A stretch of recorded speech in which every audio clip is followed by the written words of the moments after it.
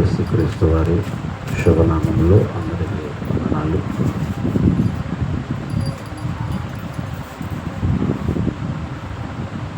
పోయిన ఆదివారం అని చెప్పుకున్న సందర్భం గుర్తుందండి. పోయిన ఆదివారము చెప్పుకున్న సందర్భం ఏమైనా గుర్తుందా? 3 విషయాలు చెప్పాను పోయిన ఆదివారం. ఒకవేళ గుర్తుంటే చెప్పండి, లేదంటే నేను మరలా జ్ఞాపకం చేస్తాను. క్రీస్తునందున్న వారికి ఏముండాలి అనే దాంట్లో నుంచి 1 ధైర్యము, 2 విజయము, 3 ఆరోగ్యం. ఎన్ని చెప్పాను? 1 ధైర్యము, 2 విజయము, 3 ఆరోగ్యం. 3 విషయాలు మీకు చెప్పడం జరిగింది. ఈ ఆరోగ్యం మహాభాగ్యం అనే దాంట్లో నుంచి మనిషిలో ఉన్న ఒక టెన్షన్స్ వలన మనిషి ఎలా అనారోగ్యానికి గురవుతున్నాడు అనే కొన్ని లేఖనాలతో మీకు తీసుకొచ్చాను. ఓకే, ఈరోజు కూడా ఒక చిన్న సందర్భాన్ని మీ మనసులో పెట్టాలని దేవుని యొక్క ఆత్మ ప్రేరణతో ముందుకు తీసుకొస్తున్నాను. ఒకసారి అందరూ కూడా అపోస్తుల కార్యం 16వ అధ్యాయం ఓపెన్ చేస్తే, అపోస్తుల కార్యం 16వ అధ్యాయాన్ని మీరు ఓపెన్ చేయండి ఒకసారి. ఈ 16వ అధ్యాయంలో మన ఆత్మీయ జీవితాలకు కావలసిన ఒక అద్భుతమైన సందర్భాలు మనకు రాయబడ్డాయి. పోయిన ఆదివారం కూడా మీకు మన ఫ్రైడే కూడా మీకు ఈ 16 అధ్యాయంలో మీకు జ్ఞాపకం చేశాను ఒక స్త్రీ గురించి.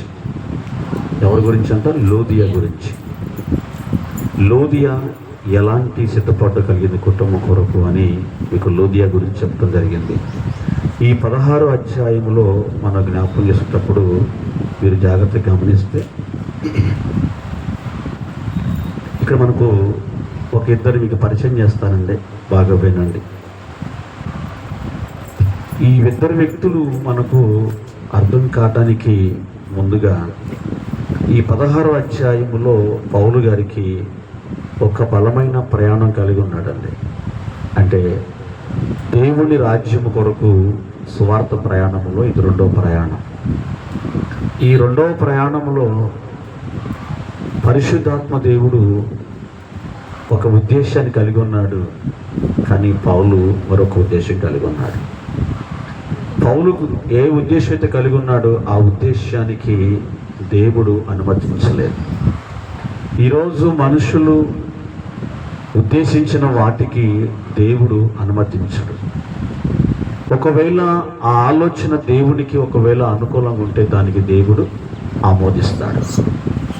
ఈరోజు నిజంగా మనం ఆలోచన చేయగలిగితే ఈ 16వ అధ్యాయంలో ఉన్న ఒక అనుభవాన్ని మనం జ్ఞాపకం చేసుకుంటే, పౌలు గారికి ఒక ప్రదేశానికి వెళ్ళాలి, ఆ ప్రదేశంలో సువార్తను ప్రకటించాలి అనుకున్నాడు. ఏంటిదయ్యా అదనంటే ఆసియా ఖండం.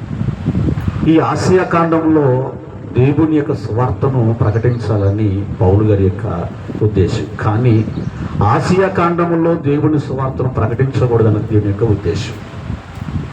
అదేందండి మీకు ప్రశ్న రావచ్చు. దేవుడు సర్వలోకానికి వెళ్ళమన్నాడు కదండి, సర్వ సృష్టికి సువార్తను ప్రకటించమన్నాడు కదా. మరి అలాంటప్పుడు సర్వలోకములో ఆసియా ఖండం కూడా ఉంది కదా, మరి ఎందుకు దేవుడు వద్దన్నాడు ఆసియా ఖండానికి అని అంటే, ఆ సందర్భంలో ఆ కాలమున ఆ సమయమున ఆ ప్రాంతానికి వెళ్ళటం దేవుని యొక్క ఉద్దేశము కాదు. బాగా వినండి. ఇక్కడ ఒకసారి మనకి జ్ఞాపకం చేసుకుందాం. అదే 16వ అధ్యాయము 6వ వచనంలో ఆసియాలో చూడండి, ఆసియాలో వాక్యము చెప్పకూడదని పరిశుద్ధాత్మ వారిని ఆటంకపరచెను. స్తోత్రం కలుగును గాక.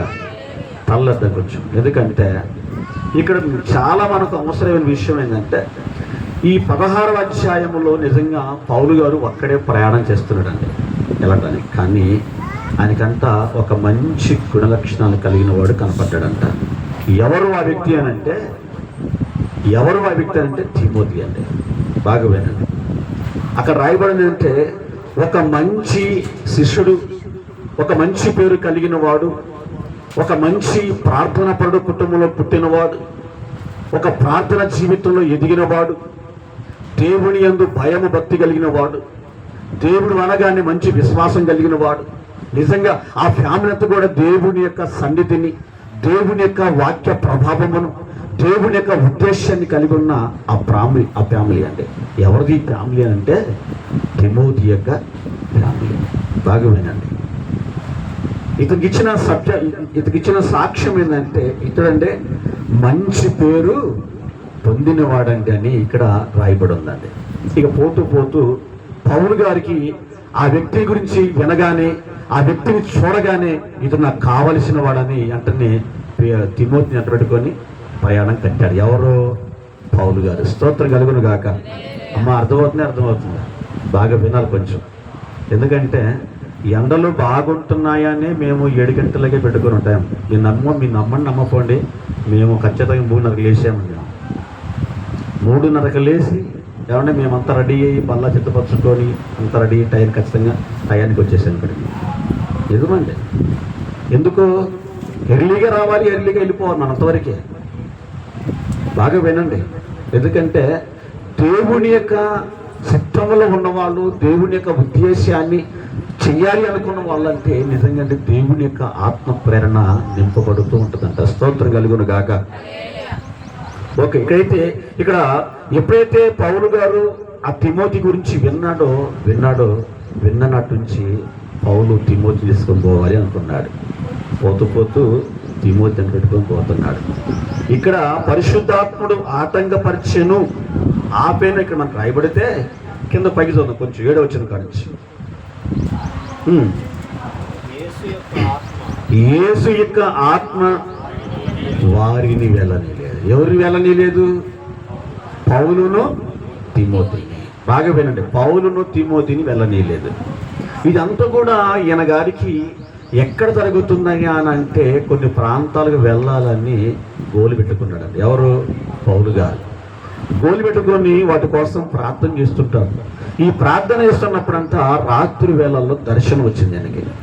ఈ రాత్రి వేళలో దర్శనం కలిగినప్పుడు ఈ దర్శనములో 1 పరిశుద్ధాత్ముడు మాట్లాడుతున్నాడు, 2 యేసుక్రీస్తు కూడా మాట్లాడుతున్నాడు. ఎందుకు? వెళ్ళాల్సిన ప్రాంతాలకి ఇప్పుడు నువ్వు వెళ్ళటం మంచిది కాదు అని, నువ్వు వెళ్ళాల్సిన ప్రాంతాన్ని వెళ్ళటం మంచిది కాదు అని వాళ్ళని వెళ్ళకుండా వాళ్ళని ఆటంకపరుస్తూ, వారిని అభ్యంతరపరుస్తూ, వారిని ఆప్చేయడం జరుగుతుంది.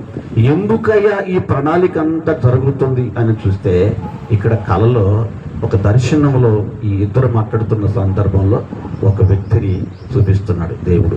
ఎవరు అని అంటే ఇగో మాసియదోనియా ఒక వ్యక్తి కనబడుతున్నాడు. మాసియదోనియా ప్రాంతపు వాసి వచ్చి ఏమంటున్నాడంటే పౌలు గారిని వేడుకుంటున్నాడు, అయ్యా మీరు మా ప్రాంతానికి వచ్చి చూడండి, మీరు మా ప్రాంతానికి వచ్చి మాకు సహాయమును ఏం చేయాలి? సహాయం అంటే తల్లెత్తండి. సహాయం అంటే ఏంటి? డబ్బులా? లేకపోతే మేము ఆకలితో ఉన్నామయ్యా, మాకు ఆహారం పెట్టేవాళ్ళు లేరు, లేకపోతే మాకు గూడు లేదయ్యా మాకు, లేకపోతే మాకు బట్టలు లేవయ్యా మాకు చాలా ఇబ్బందికరంగా ఉందయ్యా అని ఎవరైనా బాధ ఉంది అక్కడ. దాని గురించి కాదు ఇక్కడ సందర్భం. దేవుని యొక్క దర్శనము ద్వారాగా ఒక వ్యక్తిని ప్రేరేపించి ఆ వ్యక్తి వచ్చి పౌలు గారి దగ్గర మాట్లాడుతున్నాడు. ఏమనంటే, అయ్యా దయచేసి మీరు మా ప్రాంతానికి వచ్చి మాకు సహాయమును చేయండి అని అంటే, ఈరోజు ఆయా ప్రాంతాలలో సంఘాలు కట్టబడుతున్నాయి అని అంటే, ఆయా ప్రాంతాల సంఘాలు నిలబడుతున్నాయి అంటే దానికి కారణం ఎవరంటే ఒక వ్యక్తి కారకులుగా నిలబడతారండి. ఎవరంట మరి చెప్పరేమండి? ఒక వ్యక్తి కారకులుగా ఉంటారు. ఇక మనం గమనించాలి ఇక్కడ ఏమంటే మాసియదోనియా ప్రాంతంలో సువార్త లేదు, దేవుడి సన్నిధి లేదు, దేవుడి యొక్క వర్తమానము ప్రకటించే యోగ్యత లేదు. అక్కడ ప్రాంతం లేదు, వాళ్ళకి లేదు. కాబట్టి ఈ రోజు మాసియదోనియా సంఘము దేవుని కొరకు ఒక త్యాగపూర్తంగా నిలబడింది అని అంటే దాని కారకులు ఎవరు? వాళ్ళకి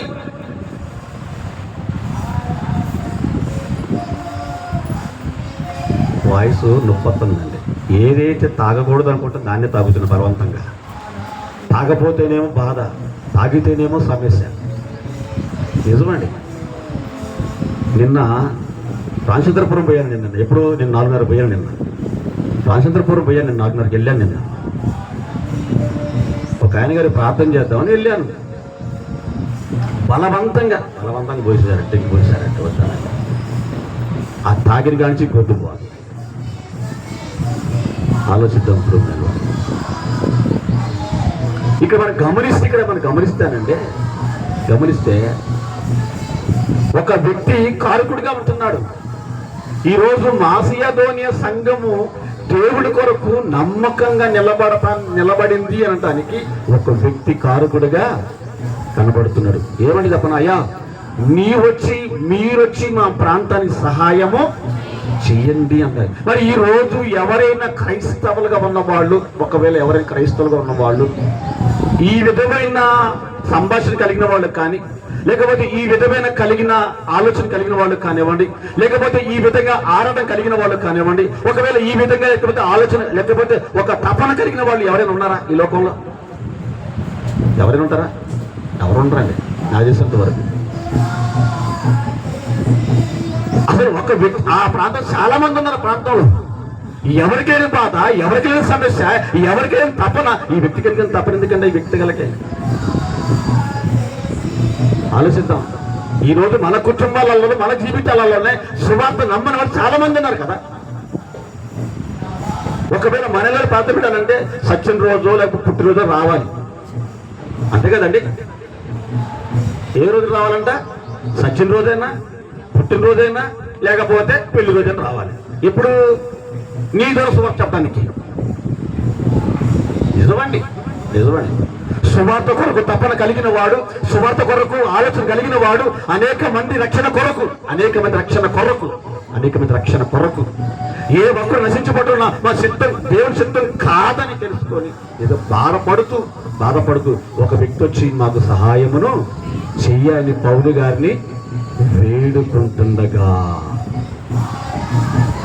మీకు వచ్చేవారు చెబుతారండి ఈ మాసేదేవుల సంఘం గురించి. కానీ ఇక్కడ నిలబడితే ఒక్కడే నిలబడ్డాడు దర్శనములో. అంటే ఏంటి? దేవుని సంకల్పంలో, దేవుని ఉద్దేశంలో, దేవుని ఆలోచనలో ఒక వ్యక్తిని దేవుడు ప్రేరేపించాడు. ఆ వ్యక్తి పౌలు గారికి దర్శనంలో కనబడ్డాడు. అయ్యా దయచేసి మీరు మా ప్రాంతానికి రావాలయ్యా, దయచేసి ఒక రిక్వెస్ట్ అనమాట, దయచేసి మీరు మా ప్రాంతానికి రావాలి. చూసినండి ఎంత గొప్ప విషయం ఉండాలి కదా. ఈ సందర్భంలో దర్శనంలో చూస్తుండగా ఆయనకు తెలియకుండానే ఈ దర్శనం వరకు ప్రాంతం కనబడుతుంది. ఏంటది? ఫిలిప్పీ పట్టణం కనబడుతుంది. ఏ పట్టణం కనబడుతుందంట? ఫిలిప్పీ పట్టణం కనబడుతుందంట. అంటే మాసియదోనికి ఆనుకొని ఉన్న ప్రాంతం ఏ పట్టణం ఉందో అది ఫిలిప్పీ పట్టణం అంట. అంటే ఇది గొప్ప పట్టణం అంట. మాసియదోనియాలో ముఖ్య పట్టణంగా ఎంచబడింది ఫిలిప్పీ పట్టణంలో. అక్కడ కూడా విశ్వాసులు లేరండి. దేవుడు ఎందుకు బలవంతం చేశాడు పౌలు గారిని అని అంటే, ఇదిగో ఫిలిప్పీ పట్టణంలో సువార్త లేదు, మాసియదోనిలో సువార్త లేదు కనుక ముందు ఫిలిప్పీ పట్టణంలో సువార్త మోగాలి, ఆ తర్వాత మాసియదోనిలో సువార్త మోగాలి. స్తోత్రం కలుగును గాక.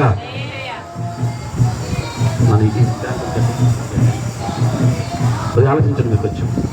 ఇకపోతే ఈ ఫిలిప్పీ పట్టణంలో ఎప్పుడైతే కాలు పెట్టిండో పౌలు గారు, ఇక్కడ సంఘము ఆరంభం అవటానికి దేవుడు ప్రేరేపణ కలిగి ఉన్నాడు. పౌలులో ఏముందంటే ఆసియాలో సువార్త ప్రకటించాలనుకున్నాడు అనేక ప్రాంతాలలో. కానీ అక్కడ కాదు, నువ్వు వెళ్ళాల్సిన ముందు నువ్వు అర్జెంట్గా ఎక్కడ పోవాలి? నువ్వు ఫిలిప్పీ పట్టణానికి వెళ్ళాలి అన్నాడు దేవుడు. ఇదంతా కూడా సువార్త ప్రచారము లేకపోతే సువార్త ప్రకటన, ఇదంతా కూడా దర్శనం ప్రకారంగానే పౌలు గారికి కనబడుతుంది దర్శనం. అందుకే అక్కడ కింద రాయబడింది దేవుని దర్శనము కలిగేను. అక్కడ కనబడుతుంది అంటే, అప్పుడు మాసియదోనియా దేశస్తులు కూడా నిలిచి నీవు మాసియదోనికి వచ్చి మాకు సహాయం చెయ్యమని తను వేడుకొంచున్నట్టుగా ఆ రాత్రి వేళ పౌలకు దర్శనము కలిగేను. ఇది దర్శనం అంటే దర్శనము ద్వారాగానే వెళ్ళాలి. మనం ఎలా వెళ్ళాలంట?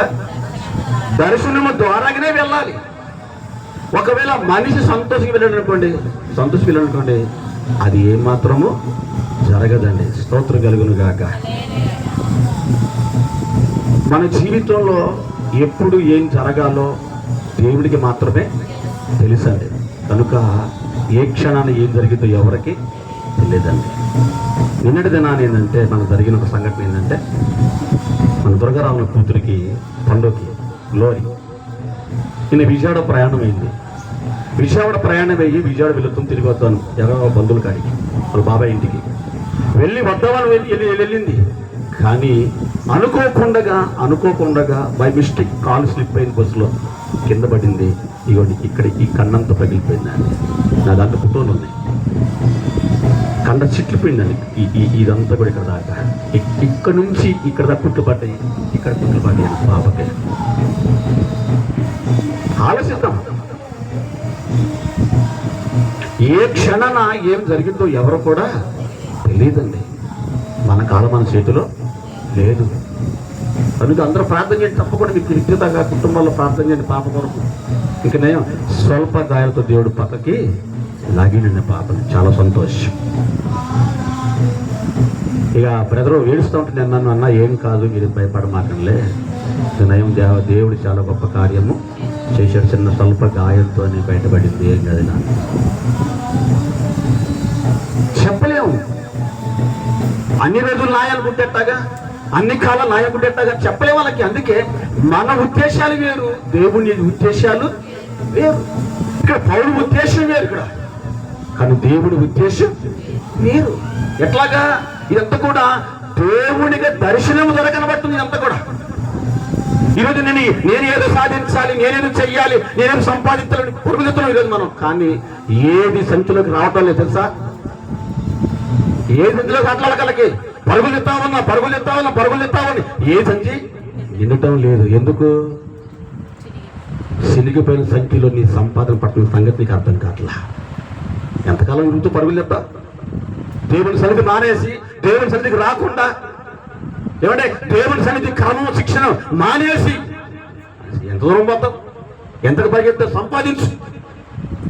దేవుని సహాయం లేకుండా, దేవుని కృప లేకుండా, దేవుని అనుమతి లేకుండా, దేవుని ప్రమేయం లేకుండా నీ కుటుంబంలో ఒక్క రూపాయను పోగు చేయలేవు. ఇంపాసిబుల్. స్తోత్రం కలుగును గాక. నీ జ్ఞానం కానీ, నీ బుద్ధి కానీ, నీ బలము కానీ దేనికి పని చేయదండి దేవుడి కాడ. దేవుడి దయ ఉంటే నువ్వు పని చేస్తావు, దేవుడి కృప ఉంటే నువ్వు సంపాదిస్తావు. ఎప్పుడో దేవుడిచ్చిన ఆయుష్ కాలాన్ని బట్టి. స్తోత్రం కలుగును గాక. నేను ఎందుకు ఈ మాట మీకు జ్ఞాపకం చేస్తున్నా? ఇక్కడ రాయబడింది ఏంటంటే, పౌలు ఉద్దేశం వేరు, పౌలు ఉద్దేశం వేరు, దేవుని ఉద్దేశం వేరు. పౌలు అనుకున్నాడు నేను పలానా ప్రాంతానికి వెళ్ళాలనుకున్నాడు. లేదు, నువ్వు ఆ ప్రాంతం పోవాల్సిన అవసరం లేదు వాళ్ళకి. మనం ఏ ప్రాంతానికి వెళ్ళాలి? ఇగో నువ్వు పలానా ప్రాంతానికి సువార్తను తీసుకువెళ్ళాలి. ఎక్కడికి అయ్యంటే అది ఫిలిప్పి పట్టణం. ఇప్పుడు రాని ఫిలిప్పీలకు రాసిన పత్రిక. ఈ ప్రాంతంలో సంఘ ఆరంభం అవటానికి సుమారు క్రీస్తు శకంలో 60లో ఈ సంఘం ప్రారంభించబడింది. అప్పటికి ఈ సంఘాన్ని ఆరంభించటానికి, ఈ సంఘాన్ని స్థాపించటానికి అంతకు ముందుగా ఈయన చెరసాలలో వేయబడ్డాడు. ఎవరో? ఫిలిప్పు. క్షమించండి, ఎవరో? పౌలు గారు. నిజమండి, అప్పటికే ఈయన చెరసాల వేయబడ్డాడు. దేవుని దర్శనంలో పిలిపట్టం కనబడుతుంది. అయినప్పటికీ భయపడకుండా చెరసాల్లో ఉండి కూడా ఆ పట్టణము కోసం రాత్రి పగలు దేవుని దర్శనములో ఆ ప్రాంతం కోసం కన్నీళ్లు కార్చి లేఖనాలు రాయటము ప్రారంభించాడు. స్తోత్రం కలుగును గాక.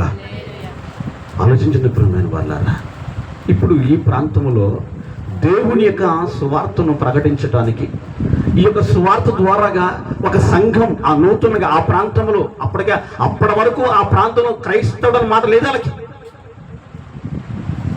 దేవుని దర్శనము ద్వారాగానే సంఘం స్థాపించబడింది అక్కడ ఆ ప్రాంతంలో. ఎక్కడ ఉండి స్థాపించడైనా? చెరసాల్లో ఉండి ఏమంటే వేధించబడుతూ, శోధించబడుతూ, కన్నీళ్ల మధ్య, బాధల మధ్య ఉండి దేవుని దర్శనము ద్వారాగా దేవుని ఉద్దేశాలు ఆయన లేఖనాలు రాయటం ప్రారంభించాడండి ఫిలిప్పీ పత్రిక. అందుకే ఫిలిప్పీలోనున్న అనడండి, ఫిలిప్పీలోనున్న అన్నాడు. చూసినండి, ఎవరికి రాశాడు ఇది?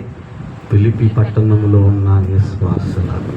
మరి ఈ విశ్వాసులు ఎలా ఏర్పడ్డారండి? విశ్వాసులు ఎలా ఏర్పడ్డారు? విశ్వాసులు ఎలాగ ఏర్పడగలగ చూద్దాం. ఎందుకంటే లేఖనములో ఏం రాయబడి చూద్దాం మనం దాని గురించి. మనకు అర్థం కావాలి కదా, మనకు అర్థం కావాలి కదండి. ఆయనకి స్తోత్రం కలుగును గాక.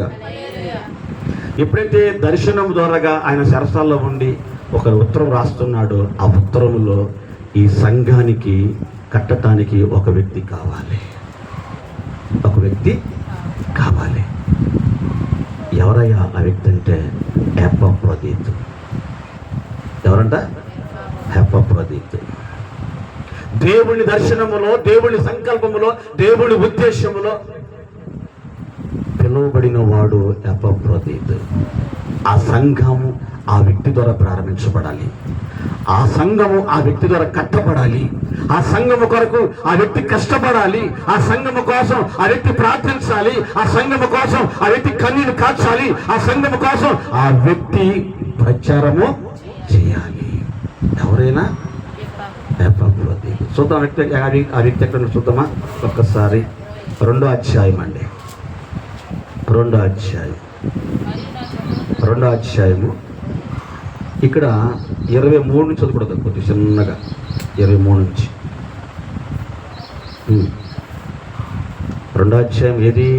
ఫిలిప్పీ పత్రిక అండి.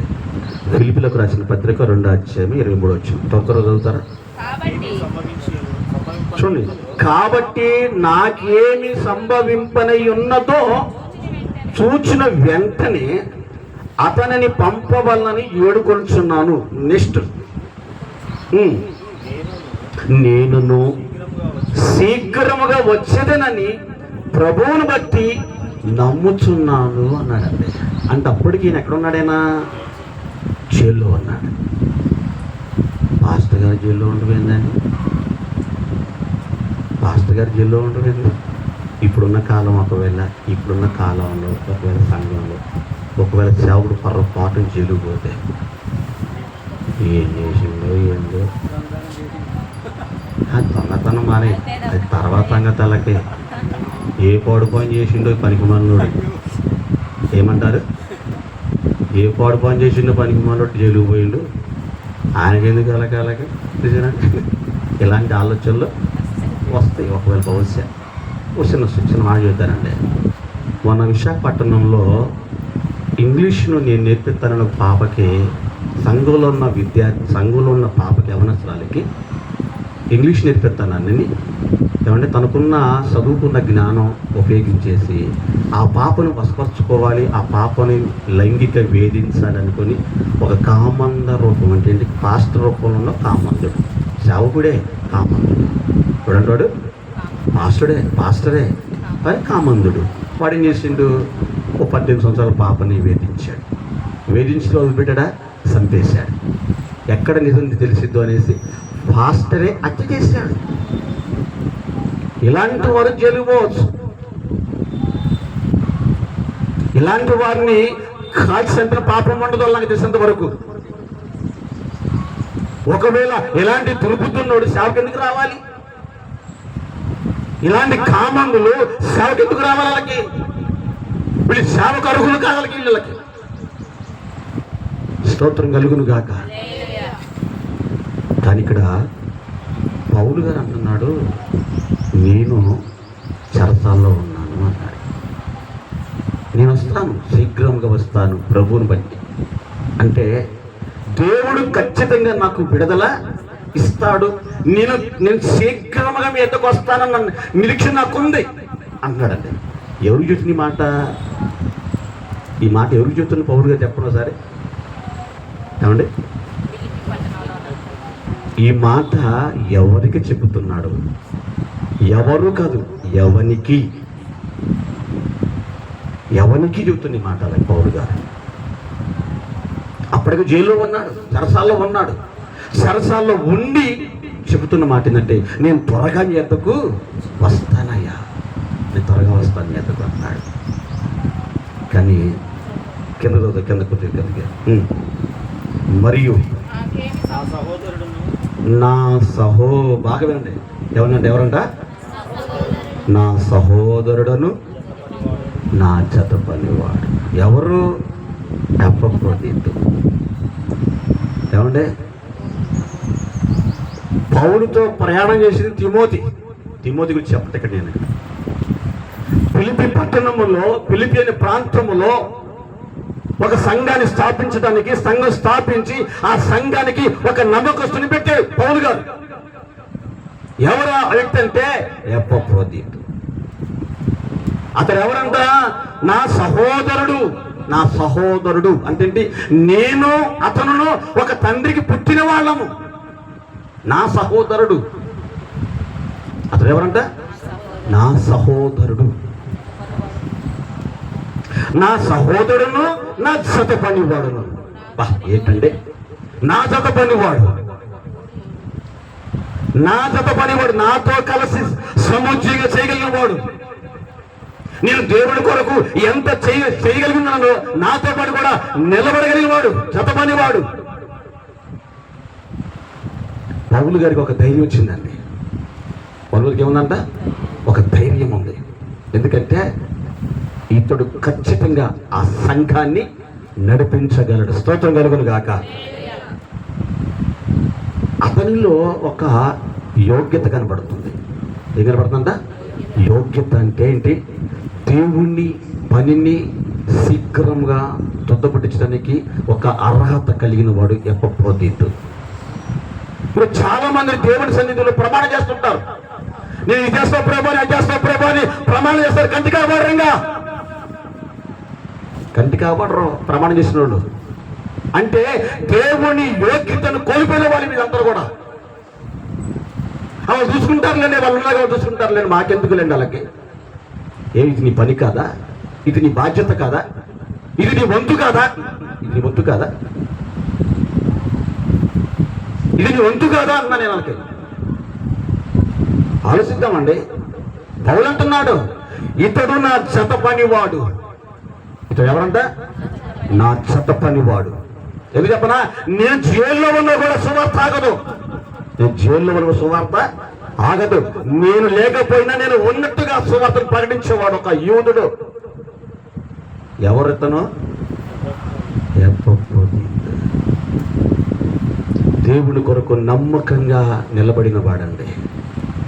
నిజమండి. అసలు పౌలు గారు అతని గురించి మాట్లాడుతున్నాడండి. పౌలు గారు అతని గురించి చెబుతున్న కొన్ని అథారిటీలో నేను అతని గురించి. మరి ఈరోజు సంఘములో చాలా మంది పెద్దలుగా చాలా మంది అవుతుంటారు కదా. వాళ్ళకి ఏ అర్హత ఉందండి వాళ్ళకి, ఏ యోగ్యత ఉండాలి వాళ్ళకి. కనీసం నిలబడి సక్రంగా ప్రార్థన చేసే యోగ్యత కోల్పోతున్నారు వాళ్ళకి. వాళ్ళ దూతలు చాలా నవ్వుతుంటుందండి వాళ్ళకి. ఏమో ఎటు పోతారో చెప్పరు, ఏం చేస్తారో చెప్పరు వాళ్ళకి. నాకు బాధ ఏం లేదండి, నాకేం అవసరం లేదండి. బండుండోళ్ళని నేను ఒక్కళ్ళున్న సువార్తను ప్రకటిస్తా. ఇది నా దేవుని చిత్తం. మనుషుల మీద నేను ఏనాడు ఆధారపడలేదు. నేను మనుషులు ఏనాడు నేను నమ్ముకోలేదండి. ఇది కేవలం దేవుని దర్శనం ద్వారాగానే ప్రారంభించింది సువార్త. స్తోత్రం కలుగును గాక. ఆయన వస్తేనే ప్రార్థన చేయాలి, ఆయన వస్తేనే మనం చేయాలి. నథింగ్. నీ బాధ్యతను గుర్తు చేసుకో. దేవుడికో పని అప్పగించాడు.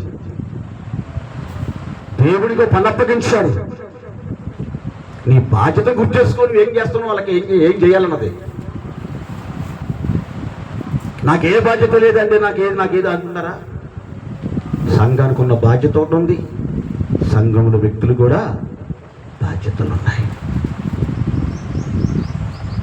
అందుకే పౌలు గారికి చాలా బాధేసి ఓ మాట చెప్పాడండి.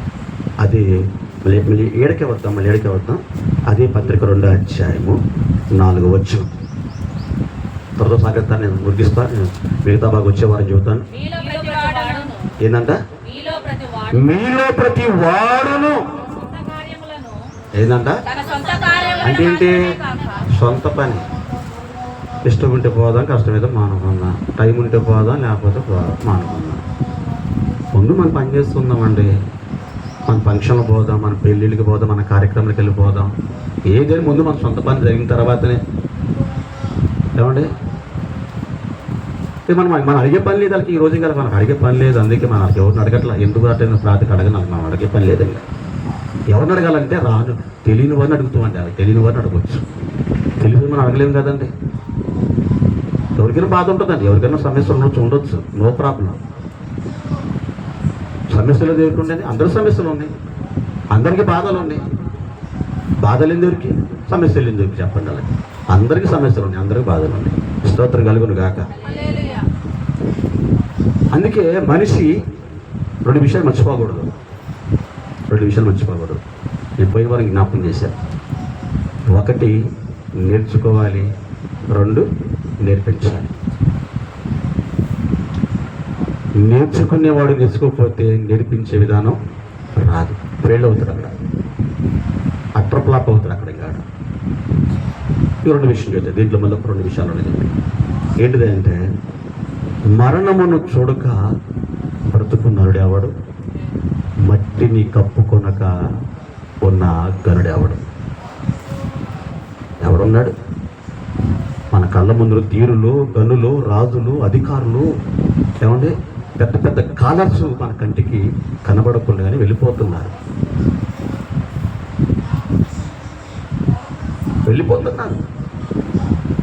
కానీ నేననే మాట ఏంటంటే ఈ మట్టిని కప్పుకొనక ములిపే నువ్వు నేర్పించాల్సిన సంగతులు ఎన్నో ఉన్నాయి. అది నీ కుటుంబం కావచ్చు, అది దేవుడి పని కావచ్చు, అది దేవుని ఉద్దేశం కావచ్చు, అది నేర్పి నువ్వు వెళ్ళాలి. ఖచ్చితంగా అది నేర్పే వెళ్ళాలి. ఎందుకంటే మరణమును చూడక బ్రతికే గొప్పోడు ఎవడో లేడు, మట్టిని కప్పుకోకుండా పడుకునే రాజులు ఎవడు లేడు. ఏ రాజైనా 6 అడుగుల గుంటలో మట్టి కప్పుకోవాల్సిందే. మనం చలికాలం తుప్పడ కప్పుకుంటాం, మరణం పేరుతో మట్టి కప్పుకుంటాం. మనం ఎవడుండే కప్పుకోకుండా ఎవడు బతుకుతారు ఇక్కడ చెప్పడం? ఎవరు శాశ్వత ఇక్కడ? ఎవరు శాశ్వతం లేదు. కానీ దేవుడు అడిగేది ఒకటి సమాధానం. నీకిచ్చిన యోగ్యత, నీకిచ్చిన బాధ్యత, నీకిచ్చిన వరం, నీకిచ్చిన పని, నీకిచ్చిన తలాంతు నువ్వు ఎలా వాడుకుంటున్నావు, ఎలా వాడుతున్నావు, ఎలా ఉపయోగపెడుతున్నావు దేవుడి కొరకు, నువ్వు దేవుడి కొరకు ఎలా కనబడుతున్నావు అన్నది దేవుడికి కావాలి. ఆలోచిద్దాం ప్రియులారా, ఈ రోజు నోడు రేపు కనబడలా. ఏం చెప్పనంటే ఈరోజు శరీరం మీద ఒక బలమైన రోగం దాడి చేస్తుంది. అదేం చెప్పనా, ఒక స్ట్రోక్ కావచ్చు, ఒక గ్యాస్ ట్రబుల్ కావచ్చు. ఇవే ఒక బలమైన ఆయుధాలుగా మనిషి మీద దాడి చేస్తున్నాయి. కాబట్టి అరే రాత్రి బాగానే ఉందరా, ఆమెకి గ్యాస్ ట్రబుల్ వచ్చిందంట, పట్టేసిందంట, ప్రాణం పోయిందంట. ఇది కనిపించని ఆయుధాలు. కానీ నేనంటుంది ఏంటంటే నువ్వు దేవుడి కొరకు నమ్మకం నిలబడితే ఏదొచ్చినా కొంతకాలం దేవుడి తప్పించడానికి అవకాశం ఉంది. ఇక్కడ అదే రాయబడి ఉంది. ఇక్కడ ప్రతి వాడును తన సొంత కార్యాలు మాత్రమే కాకుండా ఏం చెప్పాడు చూడమని. ఎవరి కార్యం చూడాలి మనం? ఇతరులంటే ఇతరుల కార్యాలంటే ఎవరి అండి ఇతరుల కార్యాలంటే సహోదరుల మధ్య జరగవలసిన కార్యక్రమాలు ఏదో అది నీ బాధ్యత. తెలుసుకోవాలి ఖచ్చితంగా బాధ్యత ఉంది. అది నీ పని నీదే. దేవుడితో చెప్పట్లా, చేసుకో. కానీ నువ్వు చేయవలసింది నీ పని కంటే గొప్పది మరొకటి ఉందయ్యా. నువ్వు దాంట్లో కూడా నువ్వేం చేయాలంట? చూడాల్సిన బాధ్యత నీకుంది.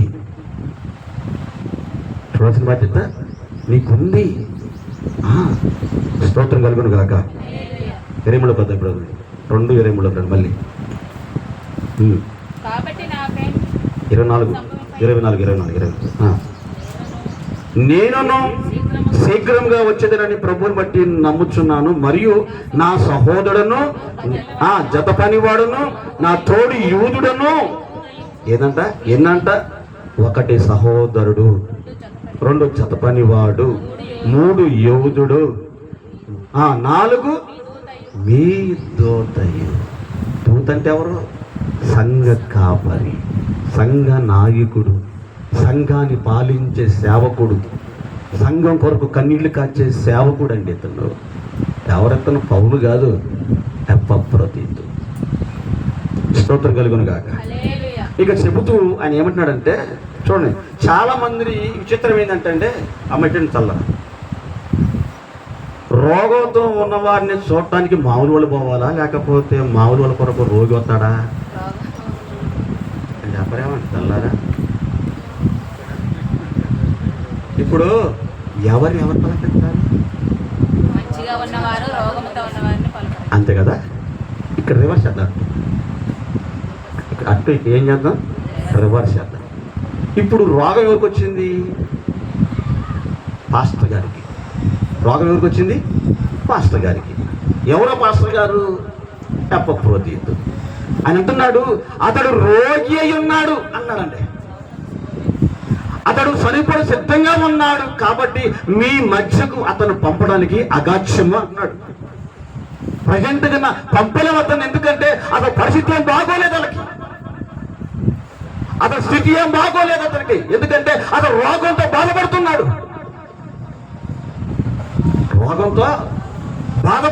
రోగంతో అదేందండి, పాస్టర్ గారికి రోగం వచ్చిద్దా? ఒక తల్లి అంటుంది, ఏమంటే పాస్టర్ గారికి రోగం రావటం ఏందండి అంటుంది. ఎందుకు రాదు? రోగం మంచి కాదేంటి పాస్టర్ గారు? దాని జంతువా?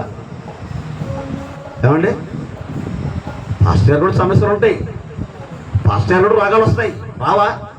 అన్నీ వస్తాయి. ఇప్పుడు ఎలీషా ఎవరో, ఏలియా తర్వాత ఎలీషా ఎవరో ఒక బలమైన శాలైన, అంత బలము కలిగిన వాడే చనిపోయే ముందు రోగంతో చనిపోయాడు. ఎవరో మనిషి పోయే ముందు ఏదో ఒక కారణంతో వెళ్ళిపోవాలి. డైరెక్ట్గా ఎవరు వెళ్ళరు. ఏదో సమస్య వస్తుంది ఖచ్చితంగా. పోయే ముందు ఏదో కారణంతో పోతారు ఖచ్చితంగా మనిషి. స్తోత్రం కలుగును గాక. ఇక్కడ అన్నాడు, పౌలు అంటున్నాడు, చదవండి ఏమన్నాడు అక్కడ, మీ తోతయు నా అవసరము నాకు ఉపసరించిన వాడు, నా అవసరాలు తీర్చిన వాడు. నేను జైల్లో ఉన్నప్పుడు, నేను సరసాల్లో ఉన్నప్పుడు నాకు ఏది అవసరమో నా అవసరానికి అందుబాటులో ఉన్నవాడు. నా అవసరానికి అందుబాటులో ఉన్నాడు. అవసరానికి అందుబాటులో ఉన్నవాడు గొప్పవాడండి. అవసరానికి అందుబాటులో ఆదుకున్నాడు గొప్పవాడు.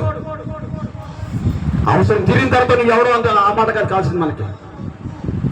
ఆపదలో ఆదుకున్నవాడు గొప్పవాడు. ఆపదలో ఉన్నవాడు అవసరాన్ని అందించిన వాడు గొప్పవాడు. అవసరత కలిగి ఉన్నప్పుడు ఆ వ్యక్తిని ఆదుకున్నవాడు గొప్పవాడు. స్తోత్రం కలుగును గాక. కానీ ఇప్పుడు పౌలు ఆపదలో ఉన్నాడు. పౌలు ఎవరు? ఆపదలో ఉన్నాడు, చెరసాలలో. పౌలు ఆపదలో ఉంటే పౌలు కొరకు పరితపించిపోతున్నాడు. ఎవరు? ఎపఫ్రోదితు. ఎవరంట? ఎపఫ్రోదితు. ఇతను ఎంత పరితపించిపోతుందంటే, అప్పటికి రోగంతో ఉన్నాడు ఇతను. ఎవరు? ఎపఫ్రోదితు. అప్పటికి రోగంతో ఉన్నాడు. పోలేని సమస్య, నడవలేని సమస్య అప్పటికి అతనికి. కానీ అతనిలో ఏముందంటే, ఇదిగో నేను చనిపోక మునిపే సంఘాన్ని చూడాలి అని వాళ్ళకి అంటున్నాడు. ఎవరు? ఎపఫ్రోదితు. అయ్యో నేను చనిపోతానేమో కాబట్టి చనిపోక మునిపే నేను సంఘాన్ని చూడాలి, నేను సంఘం కొరకు వెళ్ళాలంటున్నాడు వాళ్ళకి. ఇదేందండి బాధ? అలాగే సంఘము అతని కొరకు రావాలా, లేకపోతే సంఘం కొరకు ఇతను పోవాలా? ఇందులో మనకు తెలుపుతున్న మాట చెప్పనండి, సంఘం పట్ల సావు బతుకులు ఉండి కూడా సంఘాన్ని నిర్లక్ష్యం చేసిన వాడు కాడు. సావు స్థితిలో ఉన్నాడు, సావు బతుకులో ఉన్నాడు, సావు పడగ మీద ఉన్నాడు, ఉండి కూడా సంఘం పట్ల నిర్లక్ష్యం చేసిన వాడు కాడండి. బాధపడుతున్నాడు, సంఘాన్ని చూడాలి. పౌలు గారు వేడుకుంటున్నాడు, పౌలు గారితో మాట్లాడుతున్నాడు, అయ్యా నేను వెళతాను సంఘం చూడటానికి, నేను వెళ్ళాలి సంఘం చూడటానికి అంటే, పౌలు అంటాడు, నువ్వు వెళ్ళడం కష్టం, నువ్వు వెళ్ళలేవు ఈ సమస్యలో, ఇప్పుడున్న సమస్యలో, ఇప్పుడున్న బాధలో నువ్వు సంఘం దర్శించలే వాళ్ళకి అంటున్నాడు. ఎవరిని? ఎపఫ్రోదితుని. ఘనతంలో తపన, ఆరాటం.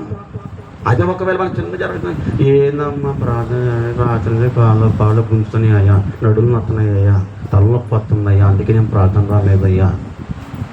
చిక్కులేదు చెప్పుకోవటానికి, మాటలకి సిగ్గుండాలి మాట చెప్పుకోవటానికి. రోగంతో ములుగుతున్నవాడు, రోగంతో బాధపడుతున్నాడు, రోగంలో సౌబతుకుల్లో ఉంటున్నవాడు ఈ క్షణం ప్రాణం పోతేమన్న భయం కూడా లేకుండా సంఘము కోసము సంఘాన్ని చూడాలని సంఘం కోసం పరితపించిపోతున్నాడే. ఇతను చెప్పుకోలేదు సాకులు, ఇతను సాగు చెప్పొచ్చు కదా ఇతరు కూడా. ఇతను చెప్పుకోవచ్చు, సంఘం చెప్పుకోవచ్చు కదా సంఘం గురించి. నా వల్ల కాదు, మీరే రండి నా దగ్గర రండి, నా వల్ల కాదు మీరు రాండి, నన్ను చూడండి అని చెప్పొచ్చు కదా. చెప్పట్లేదు. నేనే మీ దగ్గరకు వస్తాను, నేనే మీ దగ్గరికి వస్తానంటున్నాడండి. చెప్పకపోతే అంటే చనిపోయే స్థితిలో ఉండి కూడా ఒక నమ్మకాన్ని కలిగిన వాడు. అందుకే పౌలు అంటున్నాడు, ఇతడు నిజంగా మరణశైలి ఉండి కూడా ఒక నమ్మకాన్ని కనపరుస్తున్నాడు. సంఘం అంటే ఎంత ప్రేమ, ఎందుకు ప్రదీతో ఎందుకు ఇంత బాధపడుతున్నావు అంటే, లేదు నాయన నేను సంఘాన్ని చూడాలి. ఎందుకంటే సంఘం నన్ను ప్రేమించింది, సంఘం నన్ను పోషించింది, సంఘం నా కొరకు కన్నీళ్ళు కాచింది. అందుకే నేను సంఘం కొరకు నువ్వు వెళ్ళాలయ్యా. నువ్వు వెళ్ళటం వీలు పడదు, నువ్వు వెళ్ళలేవు. నీ సమస్య మామూలు సమస్య కాదు అది, నువ్వు కాలి పెట్టలేవు వాళ్ళకి అంటున్నాడండి. ఎవరో పౌలు గారు. ఎంత మంచి మాట అన్నాడు. కానీ అంటున్నాడు, 1 నా సహోదరుడు, 2 జతపనివాడు, 3 తోటి యూదుడు, 4 తోత, 5 నా అవసరాలను తీర్చినవాడు. ఏమండి, 6 రోగములో ఉండి కూడా సంఘము కొరకు పరితపించి పోతున్నవాడు. ఎవరు?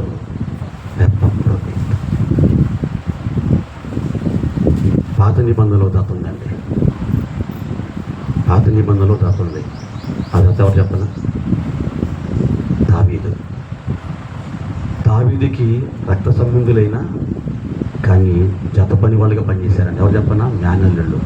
1 యవాబు, 2 అభిషేక్, 4 ఆషాహేలు. వీళ్ళు 3 మేనల్లుళ్ళు దావీదుకి. కానీ దావీదుకి వెనువెంట ఉండి దావీదుని ప్రాణాన్ని కాపాడటానికి ఎప్పుడు కూడా గన్ను వెళ్ళాలన్నారు దావీదుకి. వీళ్ళు 3 కూడా ఎందుకు చెప్పనా? దావీదు యుద్ధం చేస్తున్నప్పుడు దావీదు పక్షిని నిలబడ్డారండి వీళ్ళు. మరి ఈరోజు ఎవరు నిలబడుతున్నారండి? కృపాపిని ఫిలిష్తీ తరపున.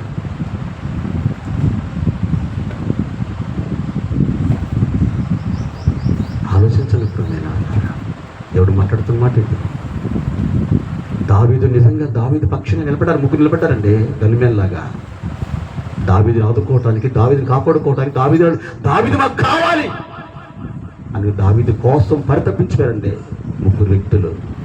ఇక్కడ కూడా పౌలు శరసాల్లో ఉంటే పౌలు కోసం పరితపించింది పోయింది కాకుండా సంఘం కోసం కనీళ్ళు కట్టిన రోగంలో ఉంది కూడా ఎవరో చెప్పకపోతుందండి.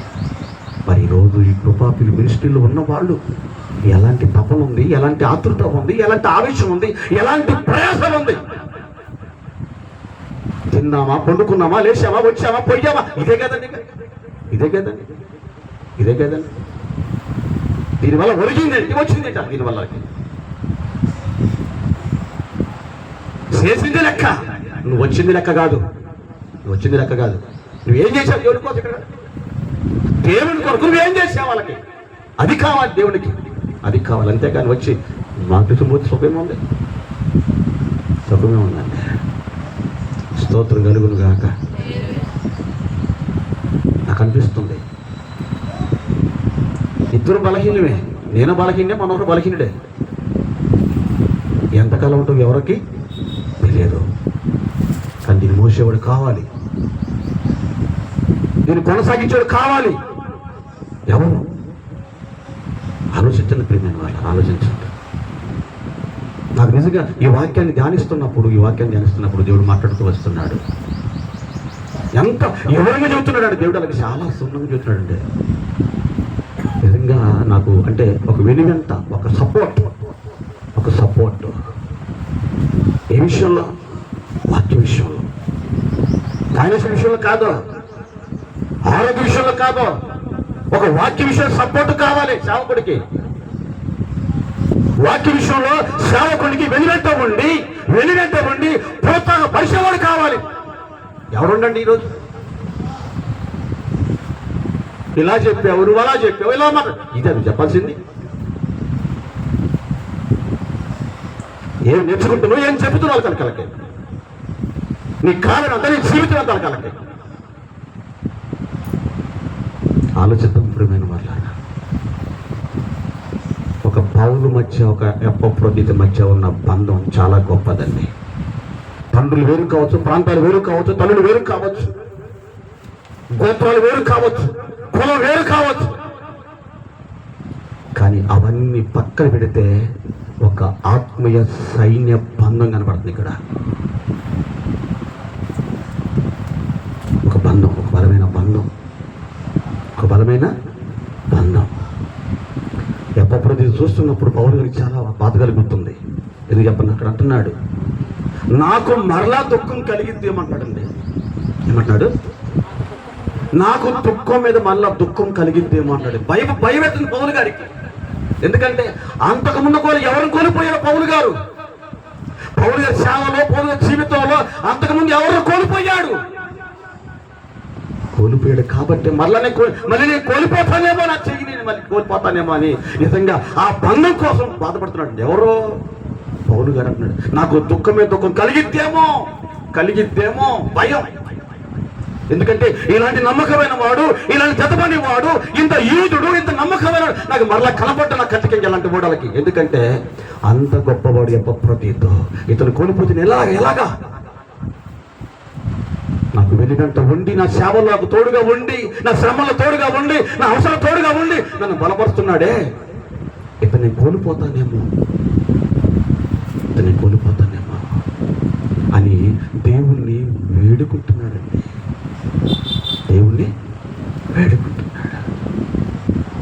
దేవా, నాకు దుఃఖం కలుగుతాయా, నేను మరలా దుఃఖాన్ని చూడలేను ప్రభువా, నా వల్ల కాదంగా, నాకు ఓపిక లేదు ప్రభుగా, దుఃఖాన్ని చూడలేను ప్రభువా. ఆల్రెడీ నేను దుఃఖంలో ఉన్నాను, పుట్టెడు దుఃఖంలో ఉన్నాను ప్రభువా. నేను మరలా మరొక వ్యక్తి నేను కోల్పోకూడదయా, నేను చూడలేను కూడా అంటున్నాడండి. నేను చూడలేను అంటున్నాడు. కింద రోజు అన్నాడు, ఎపఫ్రోదితుని మీ ఎద్దుకు పంపుట అగత్యమని అనుకుంటుని, అతడు రోగి ఆయనని మీరు వింటిరి గనుక అతడు మిమ్మల్ని అందరినీ చూడ మిగుల అపేక్ష గలవాడై. ఏంటండి విచారపడుతున్నాడు? విచారం. ఈరోజు దేనికోసం విచారపడుతున్నాడు? ఈరోజు నువ్వు దేనికోసం విచారం నీ కుటుంబంలో? కనుక ఎపఫ్రోదితు విచారం ఏంటలకి? సంఘం కోసం విచార, సంఘం కోసం సమస్య, సంఘం కోసం పరితపన, సంఘం కోసం కన్నీళ్లు, సంఘం కోసం కష్టం.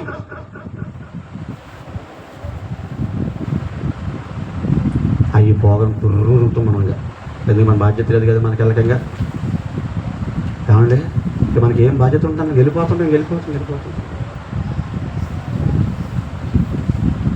నాకు భయపడతాను పర్లేదండి, కానీ నువ్వు దేవుని ఎదుట నిలబడ్డప్పుడు నీ బాధ్యతకు నువ్వు లెక్క చెప్పవలసి వచ్చింది.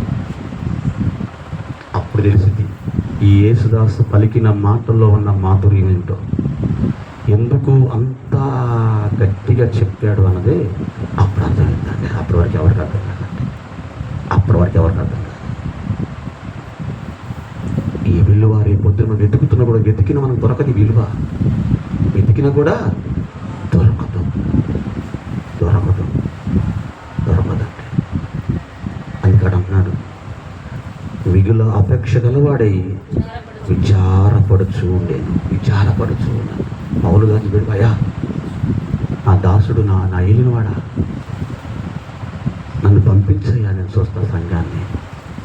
నా ప్రాణం పోయేటట్టు నేను చూస్తాను, సంఘాన్ని చూసి మనసారా సంఘంతో మాట్లాడి నా ప్రాణాన్ని నేను విడిచిపెడతానయ్యా అని ఎపఫ్రోదితు నిజంగా మిగుల అపేక్ష గలవాడై ప్రాధేయపడుతున్నాడు. కానీ కింద అంటున్నాడు చూడండి, అక్కడ నిజముగా అతడు రోగి అయి సావునకు సిద్ధమై ఉండని కానీ దేవుడు అతనిని కనికరించాడు. స్తోత్రం కలుగును గాక. హల్లెలూయా. ఎలా కనికరించబడ్డాడంట? అతడిలోనున్న తపన రోగంతో ఉండి కూడా సంఘం పట్ల తపన కలిగాడే. ఆ తపన అంట దేవుని హృదయాన్ని కదిలించిందండి.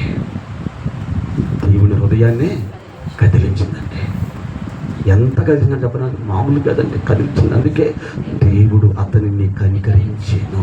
అది మాత్రమే కాదు, నన్ను కూడా దేవుడు కనికరించాడంట. స్తోత్రం కలుగును గాక. సపడదామా గట్టిగా హల్లెలూయా, హల్లెలూయా. ఎందుకండి పౌలు అంటాడు, ఇదిగో ఎప్పటితో నువ్వు కనికరించబడ్డావు. కారణం చెప్పనా? నీలో ఉన్న మంచితనము, నీలో ఉన్న విశ్వాసము, నీలో ఉన్న త్యాగము, నీలో ఉన్న తపన. సంఘం అంటే నిద్రపోకుండా తపన, ఆవేదన, కన్నీళ్లు దేవుని హృదయాన్ని కదిలించింది. అందుకే నువ్వు కనికరించబడ్డావు. రోగాన్ని లెక్క చేయలేని రోగాలకి, అయ్యో నేను చనిపోతే నా కుటుంబం ఏమైపోతుంది, నేను చనిపోతే నా పిల్లమైపోతుంది, నేను చనిపోతే నా పిల్లమైపోతారు, ఆ బాధ నీకు లేదు. ఏదుంది నీకు? సంఘం. ఆ సంఘం 10 మంది ఉండొచ్చు, 50 మంది ఉండొచ్చు అండి. ఆ సంఘం కోసం పరితపించిన వాడు ఎపఫ్రొదితు. సౌలు గారు కడుతున్న సంఘాలలో నిజంగా కుడి భుజం తిమోతి అయితే ఎడం భుజం ఎవరంట? ఎపఫ్రొదితు. ఈరోజు నువ్వు ఎవరు కొడుతున్న భుజం వరకు అవుతున్నావు? ఈరోజు ఎవరికి అవుతున్నాడు? స్వార్థ పనిలో నువ్వు ఎవరి భుజం కడుతున్నావు? ఈరోజు కలకాలకి ఎవరి భుజం పక్కన తోడుకుంటున్నావు? కలకాలకి నాకెందుకులే అనుకుంటే రేపు పొద్దున దేవుని చేతికి ఏది అప్పగించడు.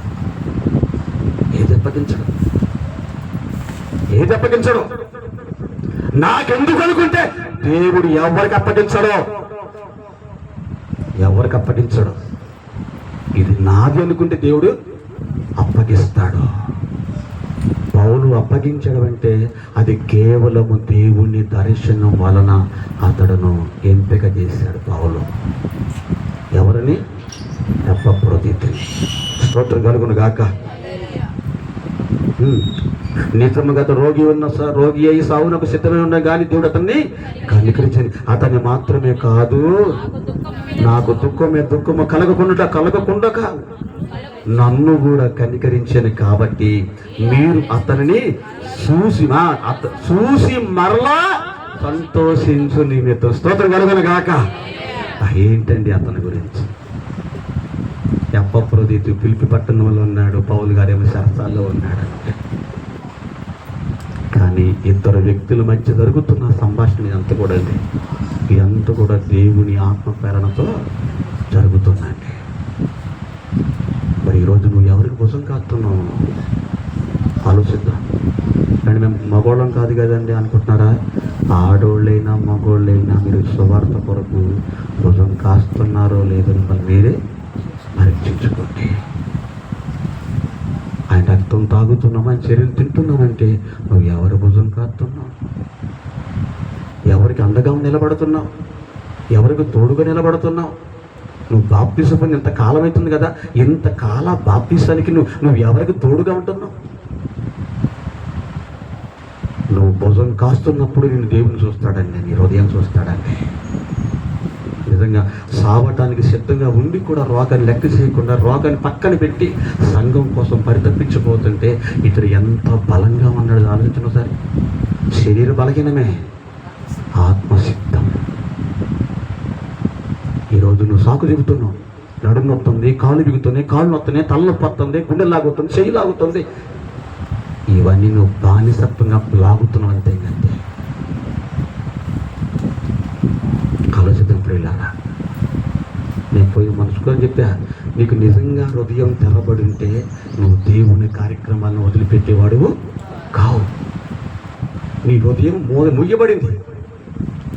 మూయబడింది కాబట్టి నువ్వు దేవుని పని అంటే లక్ష్య చేయకుండా, దేవుని పని లక్ష్య చేయకుండా నిర్లక్ష్యం పెట్టి ఏం చేస్తున్నావు?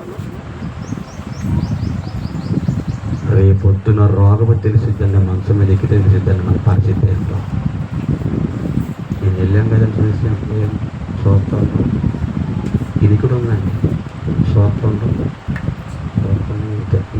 ఇంతేనండి, ఎవరైనా అంతేనండి, ఎవరైనా అంతేనండి. మనం బాగున్నప్పుడే భుజం కాయాలి, బాగున్నప్పుడే మనం పని చేయాలి. అంతేకాని అంతా కింద మనం ఏం చేస్తామండి? కానీ పౌలుకి భయం లేదండి. ఎందుకంటే ఫిలిప్పీ పట్టణం చాలా పెద్దది. అంత పెద్ద పట్టణంలో కూడా ఎప్పప్రోదితి నిలబడ్డప్పుడు ఫిలిప్పీ నిజంగా పౌలు చాలా సంతోషించాడు. వాళ్ళకి చాలా సంతోషించాడు. సంతోషించి ఏమంటున్నాడంటే వాళ్ళకి, కాబట్టి మీరు అతను చూసి మరలా సంతోషించే నిమిత్తము నాకున్న దుఃఖమును తగ్గు నిమిత్తము అతనిని మరీ శీఘ్రముగా పంపితిని. స్తోత్రం కలుగును గాక. ఎప్పుడు? రోగం తగ్గిన తర్వాత, రోగాన్ని కనికరించిన తర్వాత మరలా పౌలు గారు డిసైడ్ చేసుకొని ఇతన్ని మరలా మీ ఎద్దకు పంపుతున్నానమ్మా, మీరు మరలా సంతోషించండి, మీరు సంతోషించండి, ఆనందించండి. అని చెప్పనా అతని మీ ఎద్దకు వస్తున్నాడు. అదేంటండి ఆలోచిద్దాం ప్రేమ వల్ల. అందుకే ఇది ఏంటంటే ఇది ఆత్మీయ బంధం. ఏమన్నది? ఇది ఆత్మీయ బంధం. ఆత్మీయ బంధములో నిజంగా పౌలు గారు ఎపప్రోదితు నిజంగా అండి వాళ్ళకున్న ధైర్యం, వాళ్ళకున్న నమ్మకం, వాళ్ళకున్న విశ్వాసం, వాళ్ళకున్న త్యాగం, వాళ్ళ రోగాలను కూడా లెక్క చేయకుండా దేవుని కొరకు నిలబడి దేవుని పనిని నమ్మకంగా కొనసాగించారంటే నిజంగా వాళ్ళకున్న ధైర్యాన్ని మనం ఏం చేయాలంట? తలపించవలసిందే. స్తోత్రం కలుగును గాక. హల్లెలూయా, హల్లెలూయా. కాబట్టి ఆలోచిద్దాం ప్రియమైన వారు, ఆలోచిద్దాం. ఎందుకంటే ఆనాడు దావీదుకి ఎన్ని గంటలుండి భుజం కాశారు మేనల్లుళ్ళు. దావీదు కాపాడుకుంటూ వచ్చారు యుద్ధంలో. కానీ ఇక్కడ పౌలుకి తోడుగా ఉన్నాడు ఎపప్రోదితు రోగంలో కూడా. చూసినాండి, సంఘానికి తోడుగా ఉన్నాడు, పౌలు గారికి కూడా తోడుగా ఉన్నాడు. అందుకే నిజంగా ఎపప్రోదితు నిజంగా దేవుడు అతనుకున్న మంచితనం, అతనుకున్న సాహసం, అతనుకున్న త్యాగం, అతనుకున్న తపన, అతనుకున్న ప్రయాసం, అతనుకున్న విశ్వాసం, అతనుకున్న నమ్మకం, ఇవన్నీ కూడా నిజంగా ఒక మంచి యోగ్యమైన వాడు అని దేవుడు అతని పక్షంగా ఈ సాక్ష్యం దేవుడే రాయించాడు. స్తోత్రం కలుగును గాక. కనుక ఇటువంటి వాడు సంఘానికి కావాలి, ఇటువంటి వాడు సేవకుడు కావాలి. ఎందుకు చెప్పనా? ఒకవేళ సేవకుడు అనుకూలతలు పడిపోతున్నప్పుడు తన భుజాన్ని కాయటానికి కావాలి, కాసేవాడే దేవుడు కావాలి, కాసేవాడు కావాలి, మేపేవాడు కావాలి, ఆదరించేవాడు కావాలి, ప్రేమించేవాడు కావాలి, చూసేవాడు కావాలి, బలపరిచేవాడు కావాలి, అవసరాలు తీర్చేవాడు కావాలి, అవసరాల్లో కన్నీళ్లు కార్చేవాడు కావాలి. అందుకే ఎపప్రోదితు నిజంగా అండి చాలా గొప్పవాడు. తనకిచ్చిన కాలాన్ని నమ్మకంగా తన కాలాన్ని తుదముట్టించిన వాడు. ఓకే, దేవుడి మాటలు దీవించును గాక. అందరం ప్రార్థన చేసుకుందామా? అందరం ప్రార్థన చేసుకుందాం. దేవుడు ఈరోజు మనతో మాట్లాడిన మాటలను బట్టి, ఒకసారి మనం ఆలోచించేద్దాం. మోకరిద్దాం. మరి యొక్క బలారాధనలోకి సహోదరులు తెస్తారు మనోహర్ గారు వచ్చి అందరూ కూడా మోకరిద్దాం.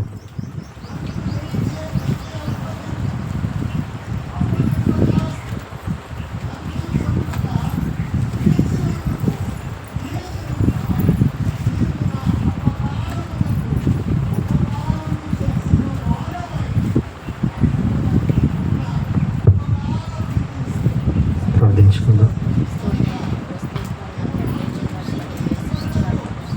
ఈ యొక్క బలారాధనకు ముందుగా మరి దేవుడు మనతో మాట్లాడినటువంటి మాటను బట్టి దేవునికి మనము ఒక ఒప్పుకోలను కలిగి ఉందాం. ఈరోజు నేను చేయగలమని దేవుడు మాట్లాడుతున్నాడు. చేయగలిగేటువంటి స్థితి మనం కలిగి ఉండాలని దేవుడు మనతో మాట్లాడుతున్నాడు. ఒకనాటి కాలంలో మోషేతో మాట్లాడాడు. నీ నత్తివాడనని సాకులు చెప్తూ వచ్చాడు. ఒకనాటి కాలంలో ఇర్మియాతో మాట్లాడాడు. నేను బాలుడనని సాకు చెప్తూ వచ్చాడు. ఈరోజు నీతో నాతో మాట్లాడుతున్నాడు. చేయగలిగే వారమైతేనే దేవుడు మనతో మాట్లాడతాడు. మనం మన బలహీనతలను బట్టి నేను చేయలేను